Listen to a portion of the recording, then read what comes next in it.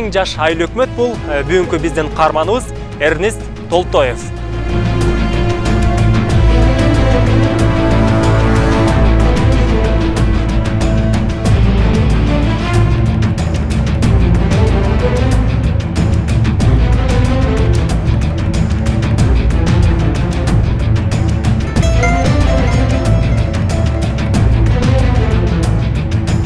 Мамлекеттик кызматта бир мындай түшүнүк бар. Генерал болууну самабаган жоокер эмес дегендей, жоокер бардык нерсеге даяр болуш керек.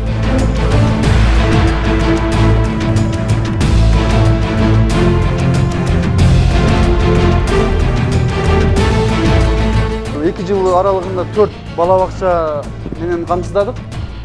Ошо 4 бала бакча бардыгы ушундай заманбап шартта.